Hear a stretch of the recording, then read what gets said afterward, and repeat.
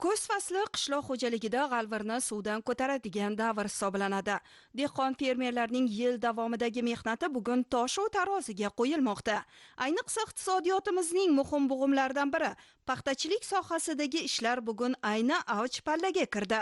Dengizdek chayqalib turgan bepayon dalalardagi g'o'za chanoqlarini to'ldirib turgan oppoq momiqlar zamin sohiblari mehnatini ko'z-ko'z qilayotgandek go'yo. Darhaqiqat paxta yetishtirishda zamonaviy intensiv texnologiya, nav tanlashda xorijiy ilg'or ish tajribalarini qo'llash, ekin parvarishida yuksak agrotexnik talablarga rioya etilishi natijasida hosilning oldingi yillardagiga qaraganda 1-1,5 oy barvaqt pishib yetilishi ta'minlandi.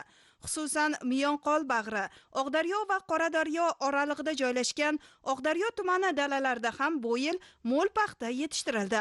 Hozirgi kunda klaster fermerlar tomonidan paxta yig'im-terim ishlari qizg'in davom etmoqda. Bugun tumanda qo'l terimini qisqartirish hisobidan hosilni asosan Xitoydan keltirilgan bashiran rusumli paxta terish mashinalari yordamida saranjomlashga alohida e'tibor qaratilmoqda.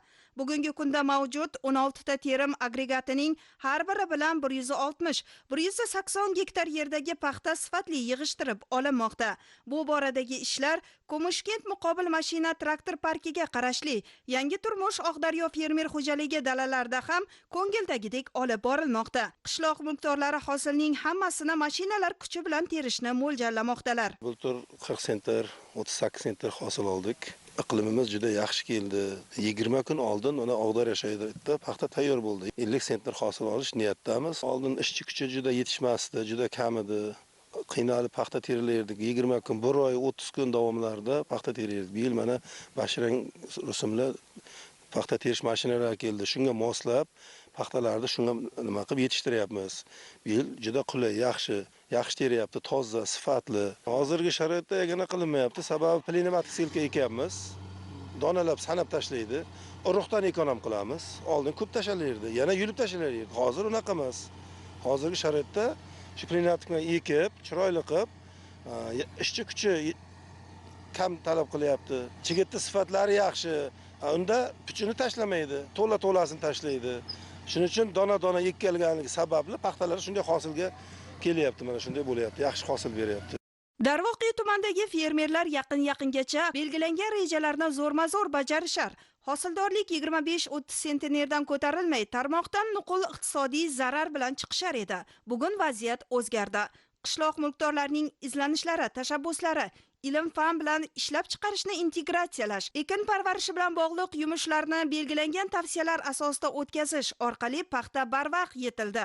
Dastlabki natijalar shuni ko'rsatmoqdaki, ba'zi fermer xo'jaliklarda hosildorlik 65-70 sentnerga to'g'ri kelmoqda.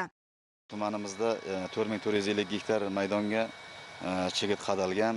Hozirgi kunda mana ko'rib turibsizlar, terimni ham boshladik.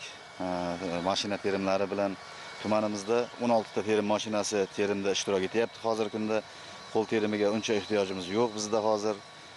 Samarali, yaxshi teryapti, toza. Xitoy texnologiyasi asosida tumanimizda hozirgi kunda 514 gektarga chigit ekilgan. Shundan 200 gektari plyonka ostida qo'shqator ekilgan bizda hozir.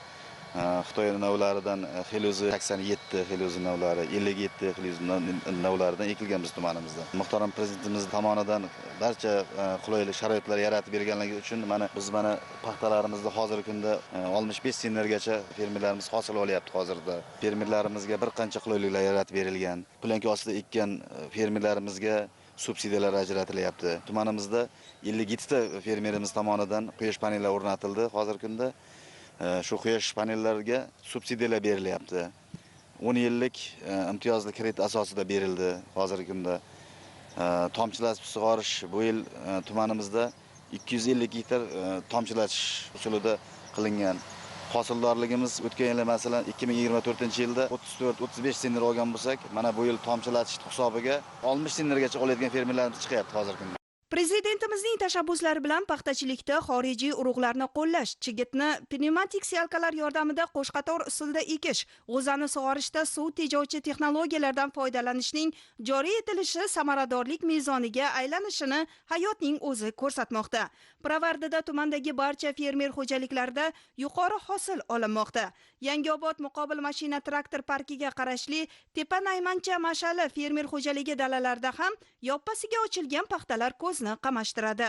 2024-yil 40-45 beruvdik. Bu yil xudo xolasa 60 sentr paxtani kutyapmiz. Bizlarga suv kelishi qiyinroq, tomchilatib qilganmiz. Quyosh panel o'rnatdik bu yil. Paxtalar mana shu o'stirdik, yaxshi.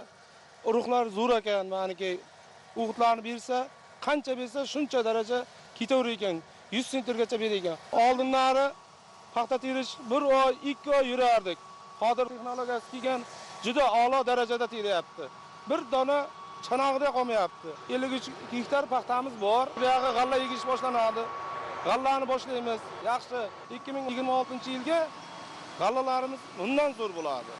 Fermer xo'jaligiga qarashli yerlar suv taqchil hududda joylashgani sabab bir nechta artezan quduqlari qazilib, uni harakatga keltirish uchun elektr energiyasidan emas, ikkita yirik kuchlanishli quyosh panellaridan foydalanilmoqda.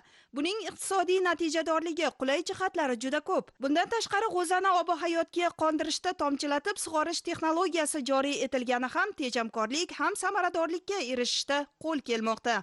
Hozirgi kunda fermer xo'jaligida so'nggi gektarlardagi hosil mashinalar yordamida yig'ishtirilib, bu yilgi sharoitda qo'l terimiga umuman ehtiyoj sezilmadi. Xullas, qishloq xo'jaligida qo'llanilayotgan intensiv texnologiyalarni ishlab chiqarishga joriy etish yurtimizda amalga oshirilayotgan islohotlarning bosh maqsadi hisoblanadi. Zotan paxta xomashyosini yetishtirish, uni yig'ishtirib olishni to'liq mexanizatsiyalash, mahsulot tayyorlash hajmini yanada oshirish, uning tan narxini pasaytirish, daromadni ko'paytirish, moddiy manfaatdorlik negizida fermerlarning erkinligi, mustaqilligini ta'minlashda hal qiluvchi omil sanaladi. Binobarin bugungi sa'y-harakatlar ushbu maqsad ijrosiga qaratilmoqda.